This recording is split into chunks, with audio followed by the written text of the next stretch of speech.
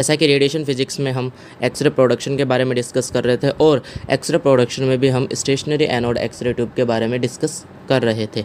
History of x ray tubes के अंदर हमने सबसे पहले गैस ट्यूब के बारे में डिस्कस किया था, जिसका प्रिंसिपल था आयोनाइजेशन का। दैट मीन्स आयोनाइजेशन के प्रिंसिपल पे वहाँ पे इलेक्ट्रॉन्स का प्रोडक्शन किया जाता था, देन उन इलेक्ट्रॉन से हम एक्सरे प्रोड्यूस करते थे। फिर दूसरी ट्यूब आई कूलिज ट्यूब, जिसके अंदर थर्मियोनिक एमिशन के बेस पे इलेक्ट्रॉन्स का प्रोडक्शन किया जाता था और फिर उसके अकॉर्डिंग एक्सरे का प्रोडक्शन होता था। अब अपन बात कर रहे थे स्टेशनरी एनोड एक्सरे ट्यूब की। तो जो स्टेशनरी एनोड एक्सरे ट्यूब थी वो आपके कूलिज एक्सरे ट्यूब के बेस पे वर्किंग और इसका इक्विपमेंट था। स्टेशनरी एनोड एक्सरे ट्यूब एक इम्पोर्टेंट टॉपिक है, तो इस वजह से इसके इक्विपमेंट्स के बारे में हम यहाँ पे डिटेल में डिस्कस कर रहे थे। तो जैसा कि लिस्टिंग की अगर बात की जाए तो 9 इक्विपमेंट्स के बारे में अपन ने लिस्टिंग की थी और लास्ट लेक्चर में हम 4 इक्विपमेंट्स के बारे में डिस्कस कर चुके थे। सबसे पहले अपन ने ग्लास एनवलप के बारे में डिस्कस किया था। दैट मीन्स एक ग्लास है जो पायरेक्स का बना होता है, जिसके अंदर 3 इक्विपमेंट्स होते हैं, कैथोड, एनोड और फॉक्सिंग कप, जो पूरी तरीके से पैक्ड होता है, सील होता है और उसके अंदर प्रेशर होता है 10⁻⁵ mm of Hg। That means vacuum उसका होता है 10⁻⁵ mm ऑफ Hg। फिर अपन बात करते हैं कैथोड और एनोड की। तो कैथोड का काम होता है इलेक्ट्रॉन का प्रोडक्शन करना थर्मियोनिक प्रिंसिपल पे, जो कि टंगस्टन का वायर का बना होता है, नेगेटिव चार्ज इस पे होता है। एनोड की अगर बात की जाए तो ये भी टंगस्टन का बना होता है, बट कॉपर ब्लॉक के ऊपर लगा होता है बिकॉज हीट को रिमूव करने के लिए। एनोड पॉजिटिव चार्ज होता है और इसका काम क्या होता है, जब इस पे इलेक्ट्रॉन्स आके टकराते हैं तब यहाँ से एक्सरेज और हीट निकलती है। तीसरा मटेरियल था आपका फॉक्सिंग कप। फॉक्सिंग कप भी नेगेटिव पोटेंशियल का होता है, दैट मीन्स उस पर चार्ज नेगेटिव होता है और इसका काम होता है कि जो कैथोड से इलेक्ट्रॉन्स निकले हैं उन इलेक्ट्रॉन्स को सीधा टारगेट पे फॉरवर्ड करें। टारगेट की अगर अपन बात करें तो टारगेट की कुछ प्रॉपर्टी होनी चाहिए, दैट मीन्स इसका एटॉमिक नंबर हाई होना चाहिए। तो इसलिए अपन यहाँ पे टंगस्टन काम लेते हैं, जिसका एटॉमिक नंबर क्या है, हाई है। साथ ही साथ में जो आपका टारगेट होता है उसकी मेल्टिंग पॉइंट भी हाई होना चाहिए, बिकॉज वहाँ पे हीट बहुत ज़्यादा निकलती है।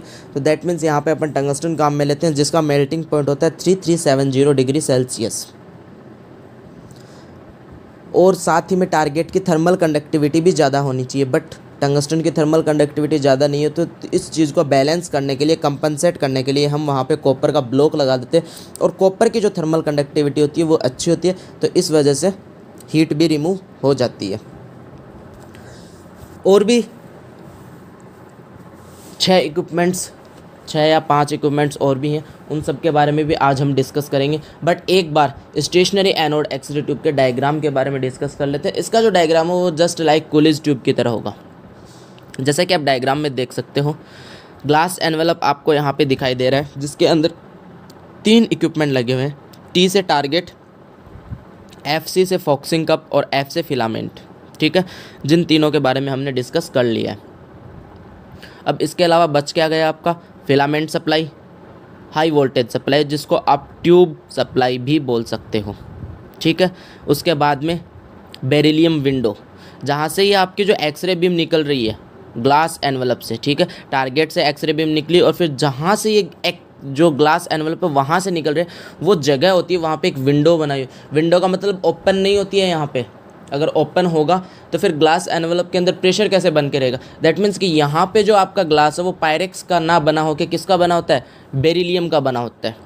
बेरिलियम जिसका एटॉमिक नंबर कम होता है, ठीक है, एटॉमिक मास कम होता है, डेंसिटी कम होती है, इस वजह से वो एक्सरे बीम को अच्छे से पास होने देता है।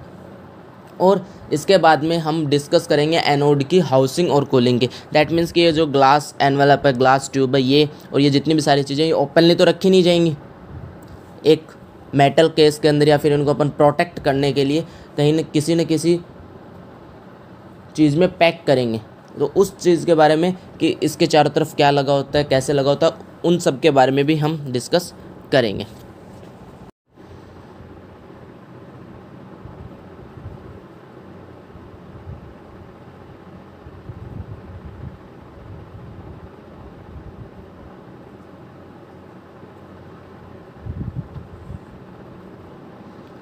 Now we will discuss about the tube supply, जो कि हाई वोल्टेज सप्लाई डायग्राम में लिखा हुआ था, उसके बारे में अपन यहाँ पे डिस्कस करेंगे।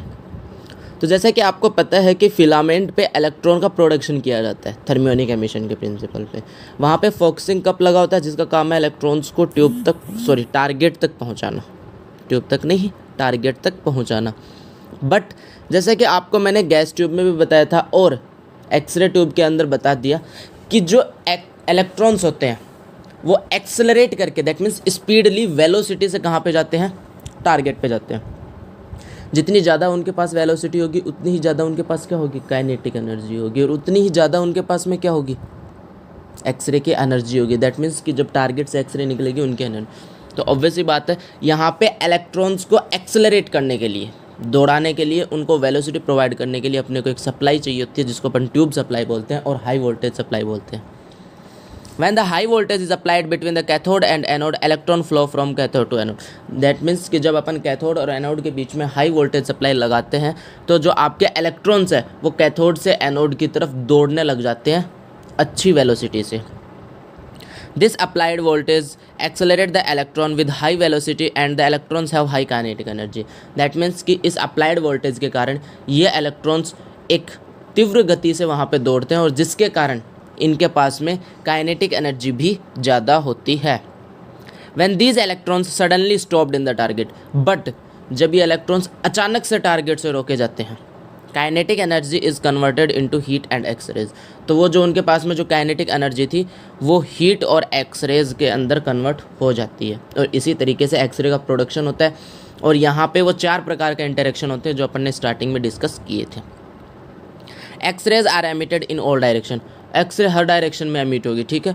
About half of these x-rays are absorb in the target material, but उनमें से आधी एक्सरेज कौन एब्जॉर्ब कर लेता है, टारगेट, बिकॉज टारगेट यहाँ पे हाई एटॉमिक नंबर का बना है और आपको पता है कि हाई एटॉमिक नंबर क्या करता है, एक्सरेज को एब्जॉर्ब करता है। तो जो रिमेनिंग बच गई कितनी, half, the remaining portion x-rays as useful as primary x-ray beam. तो जो रिमेनिंग बचती है वही यूजफुल एक्सरे बीम होती है और उसको हम बोलते हैं primary x-ray beam.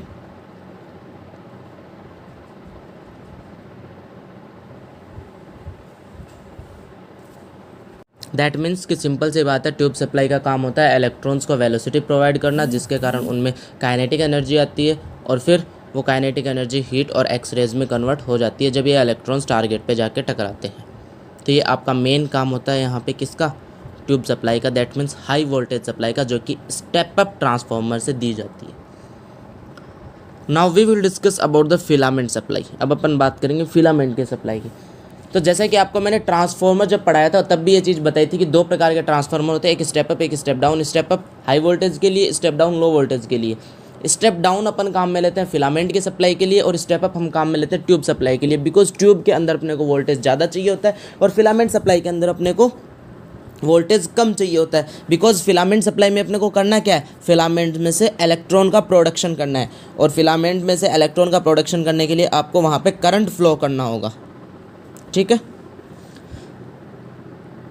The filament circuit supply a potential difference of 10 volt and filament current of 3 से 6 एम्पियर। दैट मीन्स कि फिलामेंट के अंदर अपन जो सप्लाई देते हैं उसमें आपका वोल्टेज तो होता है 10 वोल्ट लगभग और करंट कितना होता है 3 से 6 एम्पियर। फिलामेंट में सप्लाई क्यों देनी पड़ रही है, बिकॉज फिलामेंट में थर्मियोनिक एमिशन की प्रोसेस करानी। जब आप वहाँ पे सप्लाई दोगे, करंट दोगे, तो वहाँ पे रेजिस्टेंस के कारण हीट निकलेगी और उस हीट की वजह से वहाँ पे इलेक्ट्रॉन्स निकलेंगे और एक घटना होगी जिसको अपन बोलते हैं थर्मियोनिक एमिशन और उससे फिर इलेक्ट्रॉन्स निकलेंगे। Electrical resistance heats the filament to very high temperature. That means electrical resistance, प्रतिरोध, विद्युत प्रतिरोध के कारण वहाँ पे जो फिलामेंट है वो एक हाई टेम्परेचर तक गर्म हो जाता है, releasing electron from surface through thermionic emission. That means कि वहाँ पे उस फिलामेंट की सरफेस से इलेक्ट्रॉन्स निकलने स्टार्ट हो जाते हैं। कौन सी प्रोसेस के कारण, थर्मियोनिक एमिशन के कारण। और थर्मियोनिक एमिशन आपको क्या बोलता है कि जब किसी भी आप मेटल सरफेस को हीट प्रोवाइड करते हो तो उसमें से अगर इलेक्ट्रॉन्स एमिट होते हैं तो वो प्रोसेस कहलाती है thermionic emission. In some tubes the focusing cup have more negative potential than the filament. जैसा कि नॉर्मल जो एक्सरे ट्यूब्स होती हैं उसके अंदर जितना पोटेंशियल आप किसको देते हो, फिलामेंट को देते हो, उतना ही पोटेंशियल फोकसिंग कप को दिया जाता है ताकि वो इलेक्ट्रॉन्स एक डायरेक्शन में फॉरवर्ड हो सके। बट कई ट्यूब्स के अंदर कुछ ट्यूब्स के अंदर फोकसिंग कप पे ज़्यादा पोटेंशियल लगाया जाता है। ज़्यादा पोटेंशियल लगाने से क्या होगा, वो ज़्यादा रिपेल करेंगे इलेक्ट्रॉन को, और ज़्यादा रिपेल करेंगे तो वहाँ पे इलेक्ट्रॉन्स के पास में वेलोसिटी भी आएगी और वो इलेक्ट्रॉन्स एक फिक्स डायरेक्शन के अंदर फॉरवर्ड होंगे और जाके एनोड पे टकराएंगे। तो दैट मीन्स कि अगर सिंपल सी बात है, फिलामेंट सप्लाई क्या काम आ रही है, इलेक्ट्रॉन प्रोडक्शन करने के, थर्मियोनिक एमिशन की प्रोसेस कराने के काम में आती है फिलामेंट की सप्लाई, जो कि स्टेप डाउन ट्रांसफार्मर के द्वारा दी जाती है। और अगर अपन ऑटो ट्रांसफार्मर की बात करें तो फिर ऑटो ट्रांसफार्मर दोनों तरीके का काम कर सकता है, स्टेप अप और स्टेप डाउन। उससे अपन दोनों सप्लाई दे सकते हैं, ट्यूब सप्लाई भी और फिलामेंट सप्लाई भी।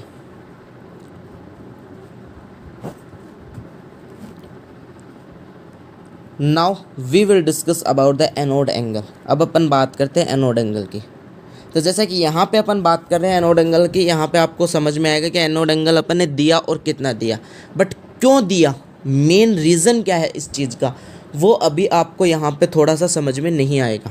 जैसे ही अपना टॉपिक कंप्लीट होगा, स्टेशनरी एनोड एक्स-रे ट्यूब और रोटेटिंग एनोड एक्स-रे ट्यूब, अपन एक छोटा सा टॉपिक डिस्कस करेंगे, लाइन फोकस प्रिंसिपल, या फिर अपना है फोकल स्पॉट एरिया के नाम से, ठीक है, जिसमें अपन ये चीज़ डिस्क्राइब करेंगे कि अपने को एनोड में एंगल देने की ज़रूरत क्यों पड़ी। तो जैसा कि एनोड एंगल की बात करें, समझ में आ रहा है कि एनोड जो है, और जैसा कि आप डायग्राम में भी देख चुके हो कि एनोड एकदम स्ट्रेट नहीं था, वहाँ पे कुछ एंगल वहाँ पे दिया हुआ था उसमें। Anode angle is defined as the angle of the target surface to the central axis of the beam. That means anode angle को अगर अपन डिफाइन करते हैं, इसकी डेफिनेशन देते हैं, तो जो टारगेट सरफेस होती है, टारगेट की सरफेस जहाँ पे इलेक्ट्रॉन जाके टकराते हैं, उसमें एंगल दिया हुआ, कोण देना किसके according, central axis of the beam, beam की सेंट्रल एक्सिस के अकॉर्डिंग। जो अपनी डायग्नोस्टिक एक्स-रे ट्यूब होती है उसके अंदर एनोड एंगल कितने से कितना होता है, 20 डिग्री से लेकर 6 डिग्री तक, बट ज़्यादातर अपन कितना रखते हैं, 12 से 15 डिग्री, मतलब 20 से 6 हो सकता है डायग्नोस्टिक के अंदर, बट ज़्यादातर मोस्टली कौन सा किया जाता है, 12 से 15 डिग्री का एंगल अपन काम में लेते हैं। अब ये एनोड एंगल काम में क्यों लिया जाता है, ये अपन डिस्कस करेंगे लाइन फोकस प्रिंसिपल में, या फिर फोकल स्पॉट एरिया के अंदर, जो टॉपिक हम रोटेटिंग एनोड एक्स-रे ट्यूब के कंप्लीट होने के बाद में डिस्कस करेंगे।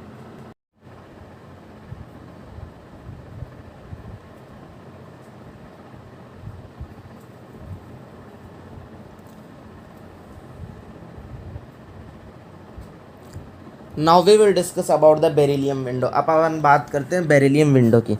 तो जैसा कि अपन ने बात की थी कि ग्लास एनवेलप जो होता है वो पूरी तरीके से सील होता है, और वो अपन ने किसका बना दिया, पायरेक्स का बना दिया। तो अब वहाँ पे क्या होगा कि जब ग्लास एनवेलप से एक्सरेज निकलेंगी तो कुछ एक्सरेज एब्जॉर्ब हो जाएंगे। दैट मीन्स अपना यहाँ पे एनर्जी का क्या हो जाएगा, लॉस हो जाएगा, जो कि नहीं होना चाहिए।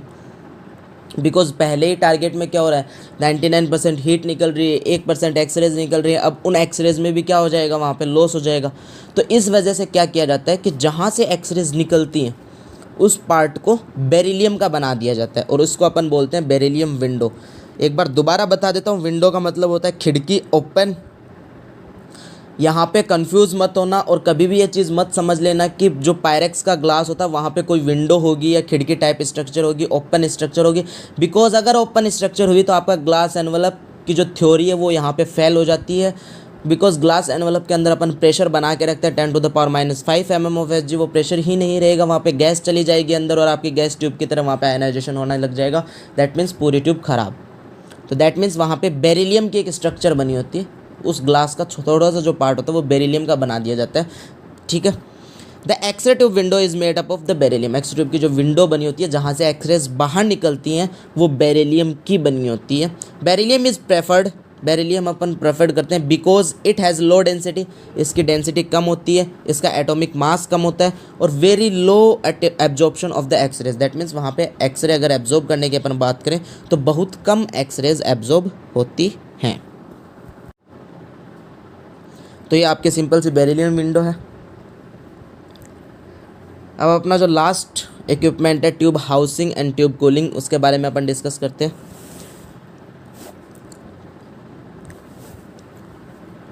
Now we will discuss about the tube housing and tube cooling. तो जैसे कि हाउसिंग की अगर बात की जाए तो आपको छोटा सा एक एग्जांपल देता हूँ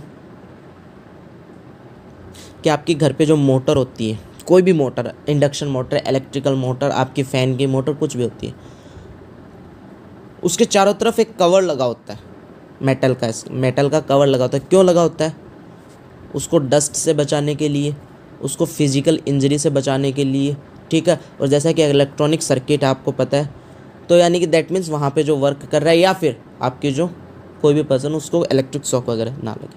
सेम कंडीशन यहाँ पे कैथोड की सप्लाई दे दी, एनोड की सप्लाई दे दी। ग्लास ट्यूब है, ग्लास की बनी हुई है, डस्ट वगैरह से और भी बहुत सारी चीज़ों से इसे प्रोटेक्ट करने के लिए हम क्या करते हैं, इसको एक मेटल केस के अंदर पैक कर देते हैं। दैट मीन्स इसके चारों तरफ एक मेटल की बॉक्स बना दिया जाता है, मेटल बॉक्स टाइप, जिसके अंदर ये रख दी जाती है ताकि ये सेफ रहे। इसी को अपन बोलते हैं tube housing. X-ray tube is covered with lead line protective housing. That means कि एक्सरे ट्यूब को कवर करते हैं किससे? लेड लाइनिंग से, ताकि एक्सरे का लीकेज ना हो, रेडिएशन का लीकेज ना हो। विच प्रिवेंट्स, जिससे क्या होता है? The leakage of radiation and provide mechanical support. ना तो रेडिएशन का लीकेज होता है और मैकेनिकल सपोर्ट प्रोवाइड होती है। दैट मीन्स फिजिकल डैमेज से बचाया जा सकता है एक्सरे ट्यूब को। तो दो चीज़ें हैं यहाँ पे, ट्यूब हाउसिंग और ट्यूब कूलिंग। ट्यूब हाउसिंग के बारे में पता चल गया क्यों की और किसकी की। अब अपन बात करते हैं ट्यूब कूलिंग की। ट्यूब कूलिंग की ज़रूरत क्यों पड़ी, सबसे पहले अपन ये डिस्कस करेंगे। बिकॉज जैसा कि अपन ने 4 प्रकार के जो इंटरेक्शन पढ़े थे वहाँ पे भी ये चीज़ डिस्कस की, और बहुत बार मैंने आपको ये चीज़ बता दी है। इस चीज़ को ध्यान रखना कि जो इलेक्ट्रॉन्स आते हैं उसमें से 99% हीट निकलती है और 1% एक्सरेज निकलती है। तो दैट मीन्स 99% हीट निकलती है, तो वहाँ पे हीट ज़्यादा होगी, और इसी वजह से अपना जो टारगेट था उसकी एक प्रॉपर्टी के अंदर अपन ने उसका मेल्टिंग पॉइंट भी ज़्यादा रखा था। तो अब अपन बात करते हैं ट्यूब को कूल करने की। बिकॉज हीट ज़्यादा निकल रही है, तो कोई भी मशीनरी अगर उसमें से हीट निकल रही है तो ऑब्वियस सी बात है आपको कूलिंग के लिए एफिशिएंट सिस्टम्स वहाँ पे लगाने पड़ेंगे ताकि वो मशीनरी ख़राब ना हो। In the x-ray tube only less than 1% electron supply is converted into x-rays. That means कि एक्सरे ट्यूब के अंदर केवल 1% या फिर 1% से कम इलेक्ट्रॉन ही एक्सरेज में कन्वर्ट किए जाते हैं। The remaining electrical power over 99% is converted into heat. That means कि जो रिमेनिंग बच गई है लगभग 99%, वो किस में कन्वर्ट कर दी जाती है?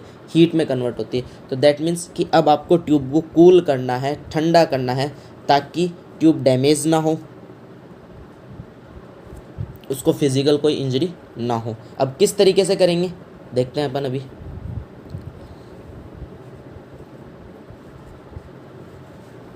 This large amount of heat may melt the target and therefore heat should be removed quickly from the target, so efficient cooling system are necessary for the X-ray tubes। that means कि जो large amount of heat यहाँ पे निकल रही है ये क्या कर सकती है? टारगेट को पिघला सकती है और टारगेट ख़राब हो सकता है, आपकी एक्सरे ट्यूब डैमेज हो सकती है। इस वजह से हीट को जल्दी से जल्दी बाहर निकालना होगा टारगेट से। इस वजह से हमें वहाँ पे एक एफिशिएंट पर्याप्त मात्रा में कूलिंग सिस्टम लगाना होगा। और वो कूलिंग सिस्टम क्या होगा? The different methods of cooling are. अब अलग अलग मेथड है यहाँ पे कूलिंग के, वो क्या है आपके? पहला, जो ये सारे जो मेथड्स है ये अपन डिस्कस कर चुके हैं पहले, एक बार दोबारा से इनको डिस्कस कर लेते हैं। पहला जो अपन ने जब टारगेट डिस्कस किया था वहाँ पर डिस्कस किया कि अपन कॉपर ब्लॉक लगाते हैं। कॉपर ब्लॉक अपन ने क्यों लगाया? हीट को बाहर निकालने के लिए। कूलिंग का ही तो मेथड है वो। Target are made by inserting a layer of tungsten in copper block. That means कि टारगेट अपन किस तरीके का बनाते हैं? कॉपर ब्लॉक के ऊपर टंगस्टन की लेयर लगाते हैं, which remove heat from the tungsten very quickly, जिससे टंगस्टन से हीट बहुत जल्दी निकलती है। पहला मेथड आया समझ में, जो कि आप टारगेट में भी डिस्कस कर चुके हो। दूसरे मेथड की बात करते हैं। X-ray tubes are usually enclosed in the metal case. जैसा कि अभी अपन ने बात की ट्यूब हाउसिंग के अंदर कि एक्सरे ट्यूब्स एक मेटल केस के अंदर एनक्लोज कर दी जाती हैं, which are filled with oil for insulation purpose. और इनको किससे फिलअप किया जाता है? ऑयल से। दैट मीन्स कि एक्सरे ट्यूब के चारों तरफ ऑयल भर दिया जाता है और उसके चारों तरफ मेटल केस होता है। अपन दूसरी भाषा में बात करें तो मेटल केस और एक्सरे ट्यूब के बीच में ऑयल होता है, ठीक है। किसके लिए? इंसुलेशन पर्पज़ के लिए, ताकि जो इलेक्ट्रिकल सप्लाई है वो एक्सरे ट्यूब से मेटल केस तक ना आए, और अगर मेटल केस को आप टच करते हो तो आपको इलेक्ट्रिक शॉक ना लगे। बट इस ऑयल का दूसरा पर्पज भी होता है, जो कि आप हीट डेसिपेशन के अंदर डिस्कस कर चुके हो। हीट डेसिपेशन याद हो तो आपको बेसिक कंसेप्ट के अंदर हीट में पढ़ा था, जिसमें कंडक्शन, कन्वेक्शन एंड रेडिएशन था। कन्वेक्शन मेथड के अंदर अपन ने डिस्कस किया था कि एक्सरे ट्यूब के अंदर ऑयल से कन्वेक्शन किया जाता है। उसके बारे में अपन यहाँ पे डिस्कस करेंगे कि ये जो ऑयल है ये क्या करता है कि एक्सरे ट्यूब में हीट निकल रही है, उस हीट को कन्वेक्शन मेथड के थ्रू कहाँ तक पहुँचाएगा, मेटल के केस तक पहुँचाएगा। The oil convection transfer the heat from the copper block to the metal case. Oil convection के थ्रू ये हीट ट्यूब से मेटल केस तक पहुँचेगी। Air convection remove the heat from the metal case to the environment. और अब क्या होगा, air convection के थ्रू मेटल केस आपका गर्म हो रखा है, मेटल केस से वो एयर कन्वेक्शन के थ्रू वो हीट कहाँ पे चली जाएगी, इन्वायरमेंट में चली जाएगी। तो दैट मीन्स इस टोटल प्रोसेस के थ्रू आपकी हीट ट्यूब से निकल के बाहर आ गई। कैसे आ गई, टंगस्टन से वो कॉपर ब्लॉक पे गई, कॉपर ब्लॉक से वो एक्सरे के ट्यूब पे आई, दैट मीन्स ग्लास ट्यूब पे आई, ग्लास ट्यूब के चारों तरफ ऑयल था, वहाँ से कन्वेक्शन से वो मेटल केस पे आई हीट, और मेटल केस से फिर एयर के थ्रू वो इन्वायरमेंट में आ गई। एफिशिएंट कूलिंग सिस्टम हो गया आपका। चौथा मेथड, sometimes a small fan is arrange to blow air on the metal case to assist coolant. कई बार क्या होता है कि जो मेटल केस है वो गर्म होगा, आपको पता है, उसके ऊपर क्या लगा दिया जाता है, फ़ैन लगा दिया जाता है।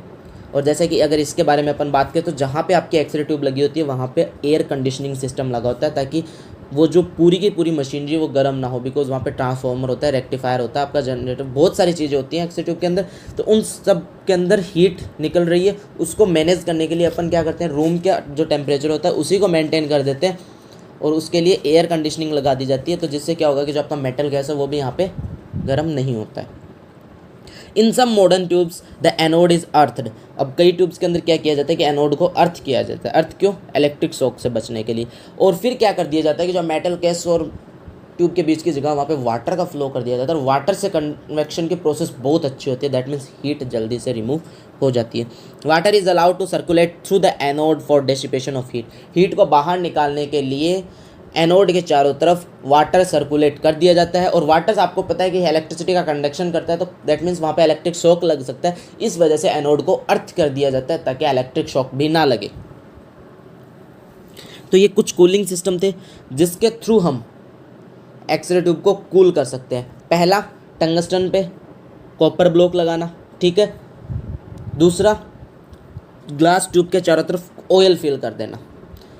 टंगस्टन से हीट निकल के कॉपर ब्लॉक पे गई, कॉपर ब्लॉक से ग्लास ट्यूब पे आई, ग्लास ट्यूब से ऑयल के थ्रू वो मेटल केस पे आई, और मेटल केस से फिर वो इन्वायरमेंट में चली गई फैन के थ्रू या फिर नॉर्मल विदाउट फैन।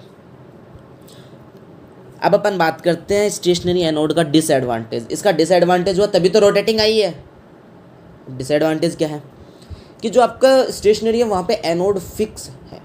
अब फिक्स होगा तो क्या होगा, आपकी फॉर एग्जांपल आप दीवार लेके चलते हो कोई भी, अगर आप एक ही एक जगह पे बार बार में कोई चीज़ से बीटन करते हो, मारते हो, ठीक है, तो वहाँ पे क्या होगा, वो चीज़ डैमेज होगी। आप हथौड़ा लेके अगर दीवार पे एक जगह मारोगे तो वहाँ से दीवार ख़राब हो जाएगी, डैमेज। वही चीज़ यहाँ पे इलेक्ट्रॉन्स बार बार आके टकरा रहे हैं, डेली एक्सपोजर कर रहे हो, और वो इलेक्ट्रॉन्स कहाँ पे टकरा रहे हैं, केवल एनोड की एक ही जगह पे टकरा रहे हैं, तो वहाँ पे क्या होगा, एनोड ख़राब हो जाएगा।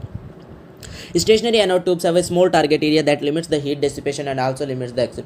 दैट मीन्स कि स्टेशनरी एनोड के अंदर क्या होता है, टारगेट का एरिया छोटा होता है और वो फिक्स होता है। तो क्या होता है कि वहाँ पे दो चीज़ों की लिमिटेशन हो जाती है। दैट मीन्स एक तो हीट, ठीक है, हीट बाहर नहीं निकल पाती है। दूसरा, एक्सरे की एनर्जी, ठीक है, या फिर अपन बात कर सकते हैं एक्सरे का आउटपुट, वो भी क्या हो गया, लिमिट हो गया। तो इस टारगेट एरिया को अब बढ़ाना पड़ेगा। और कैसे बढ़ाएंगे अपन, उसको रोटेट करके। दैट मीन्स एक बड़ी डिस्क लगाएंगे यहाँ पे, ये तो रेक्टेंगुलर था, अब डिस्क शेप में लगाएंगे और वो रोटेट होगी। तो जिससे क्या होगा कि टारगेट का एरिया भी बढ़ गया और बार बार में इलेक्ट्रॉन्स एक ही जगह पे नहीं टकरा रहे हैं। अब stationary anode tube have less life comparison to the rotating anode x-ray tube. अगर अपन कंपेरिजन करें रोटेटिंग एनोड एक्सरे ट्यूब, तो जो आपकी स्टेशनरी एनोड होती है उसकी लाइफ कम होती है। कम क्यों होती है, बिकॉज यहाँ पे एक ही जगह पे इलेक्ट्रॉन्स टकराते हैं और वहाँ से टारगेट आपका ख़राब हो जाता है, ठीक है। अब रोटेटिंग में क्या करेंगे वो अपन रोटेटिंग एनोड एक्सरे ट्यूब में डिस्कस करेंगे। यूजेस की अगर बात करें तो स्टेशनरी कहाँ पे काम में ली जाती है, डेंटल एक्सरे यूनिट के अंदर, बिकॉज डेंटल के अंदर अपने को लोअर एनर्जी की एक्सरे चाहिए होती है। पोर्टेबल एक्सरे यूनिट, पोर्टेबल में भी लोअर एनर्जी चाहिए होती है और वेट भी कम चाहिए होता है, ठीक है। तो वहाँ पे अपन एनोड छोटी लगाते हैं, स्टेशनरी लगाते हैं। पोर्टेबल फ्लोरोस्कोपी सिस्टम, इन सब के अंदर, तीनों सिस्टम्स के अंदर स्टेशनरी एनोड एक्सरे ट्यूब की काम में ली जाती है। बाकी के जितने भी मॉडर्न एक्सरे ट्यूब्स हैं वहाँ पे अब रोटेटिंग एनोड एक्सरे ट्यूब काम में ली जाती है। तो ये आपका स्टेशनरी एनोड एक्सरे ट्यूब था। Thank you so much.